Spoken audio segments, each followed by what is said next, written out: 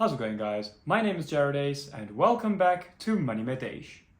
A month ago I made my first video about QZ Asset Management, and just 7 days after I put that video out, some really big news about the company came out. But I generally don't like to comment on things as soon as they happen. I like to read and get as much information as possible before I start commenting on them. So here is the latest update on QZ Asset Management. On the 1st of May, just 7 days after I put out my video, the company froze all withdrawals. The CEO put out a video saying that this was because of regulatory requirements from the SEC, and they're just doing this while the company gets listed, and everybody needs to fill in the W8BEN form and have faith in him like he's some kind of deity.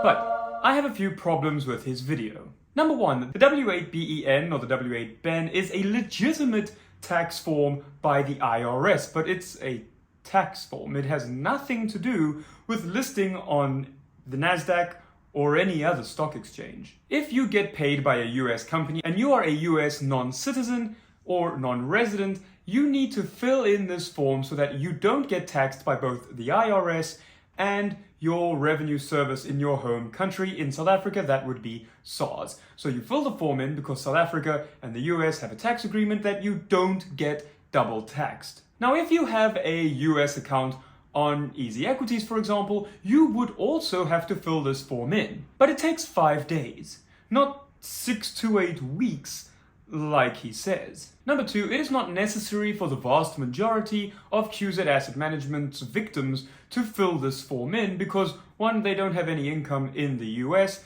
and two, since QZ is allegedly registered in China, there's really no reason to fill in a United States tax form. Surely if you were being taxed by anyone, you would be filling in forms for China.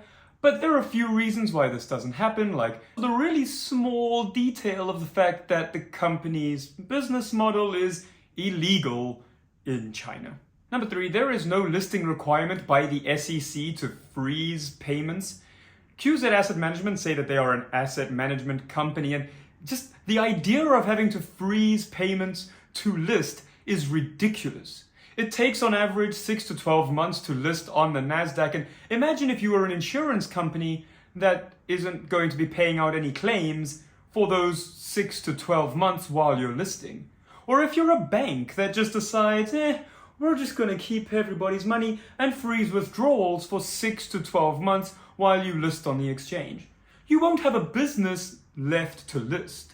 Blake mentions in his video that they need to really make sure that they don't have irregular accounting practices, which makes me think that he has indeed got irregular accounting practices.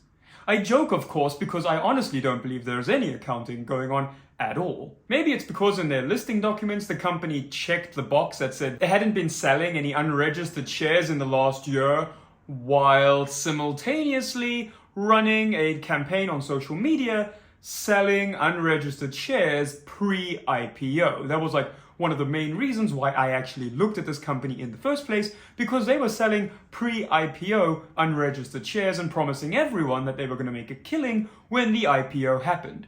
This is securities fraud. This is a crime. Okay, why would they want the SEC and the IRS to get involved when they are committing crimes? The company claims that KPMG is its auditor. Now, I have a few questions around this, like number one, if KPMG is indeed the auditor, why is KPMG not handling all the pre-listing requirements? KPMG has a specialized package which helps companies IPO. Why not utilize that?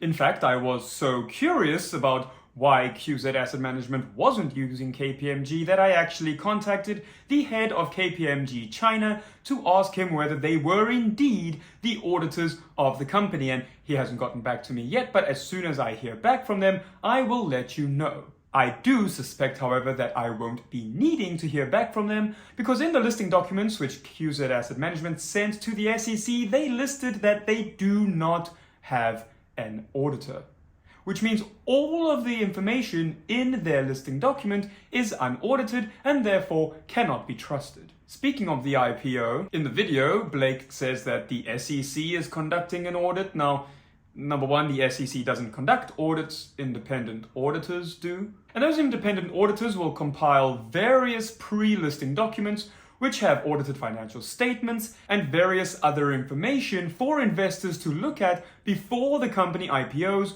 which QZ just hasn't done. You can see what I mean when we look at the documents which QZ have submitted compared to, say, Azitra, which is actually listing this week and filed for their listing a whole month after QZ Asset Management.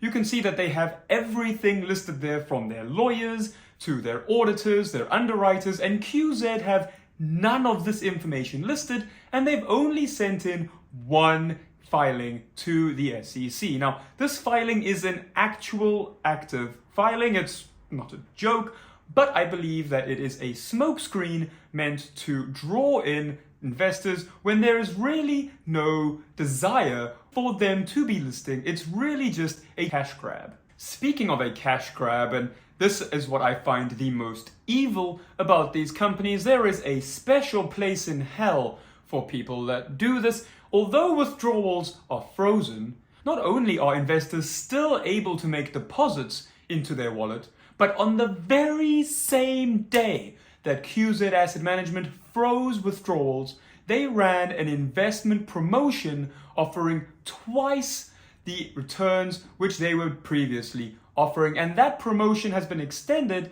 until the end of June. Now, another reason why I think the Nasdaq listing is a smokescreen, apart from the fact that there is actually no IPO on the Nasdaq website scheduled for August, there is a calendar. You can go onto the Nasdaq website and see who is IPOing when, and August is blank. Apart from that, in his video, Blake Young says that the listing is going to make boundless wealth for everyone involved, and that is just a blatant lie. If we did believe the unaudited documents, which we definitely shouldn't, which the company submitted to the SEC, you could see that they have allegedly got $8 billion in assets under management. At the 3% that the company claims they make, this would give them around $280 million, far more than they need to actually keep the company operational and do all of the marketing that they would need to grow in the future without having the oversight, the headaches, and the fees associated with being a listed company. There are plenty of private companies which operate and are extremely profitable without being listed. Listing this company makes absolutely no sense, since they have already had securities agencies in Singapore and Indonesia put out warnings against the company. Why would you invite the SEC to come and have a deeper look and scrutinize your fraudulent business even more? I've linked a few articles by BehindMLM in the description below, and I would strongly suggest that anyone who invested in QZ Asset Management really pay attention to this website whenever anyone comes to you with the next best thing or the biggest opportunity for you to make money. I've also linked the Nasdaq calendar down below, as well as the listing documents for Azitra and QZ Asset Management, so that you can compare them yourself. Go through, have a look at the documents. You can see just how amateurish the QZ filing looks. It is the only one that they have done, and a company which applied to list a whole month later is being listed this week. So you can go and have a look at what a legitimate listing looks like and what the smokescreen QZ nonsense looks like as well, and you can compare the two. The company has said that they will start to release funds to a select few individuals who have completed the W8BEN form, and I suspect that it is going to be a very select few of the influencers which have a large audience, so that people can sort of see that someone is getting their money out while having the influencers still promote the company for one absolute final hurrah of a cash grab, just before Blake disappears for good. Also, don't expect the FSSA or SARS to help you. We have seen how long it takes for them to act in the case of Mirror Trading International, and scammers have noticed that as well. That is why South Africa has become a hub for international scammers, especially using cryptocurrencies, because they can see how inefficient our law enforcement actually is. And unfortunately, I expect Blake to get away scot-free. And to add insult to the injury of losing all your funds, the promotion and participation in, either directly or indirectly, of Ponzi or pyramid schemes is illegal in South Africa. If you are a knowing participant, you have contravened the Consumer Protection Act and you can be held criminally liable. Up Money was a similar scam which was busted not too long ago, and all 230,000 participants have been criminally charged and have been fined 10% of their annual income or 1 million rand, whichever is the highest. So even if they do not earn 1 million rand a year, they have been fined 1 million rand simply for participating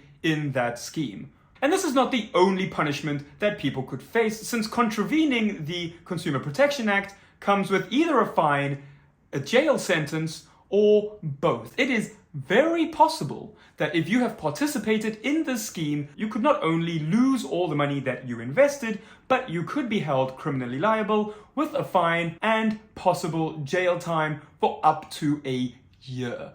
Now, it pains me to make this video, and it seems that the only good which can come out of this situation is a very, very hard and expensive lesson. I've linked all the articles and web links which I have discussed in the description below. Please go over them, have a look at what an actual IPO looks like and compare it to the QZ Asset Management. Also read the articles from BehindMLM. They are a brilliant website that really go deep into a lot of these scams. So big props to BehindMLM, and you can check them out in the link below. So thanks for watching, guys. It is not a great way to end this video, but these types of videos, although painful, do need to be made so that people are aware of what exactly they are getting themselves into. Now, everything that I have said in this video, I have found publicly recorded. So although I am making allegations, they are simply all allegations and should not be taken as absolute fact. Although they are all able to be found online with some quick searching. So, stay safe out there. Thanks for watching, and good night.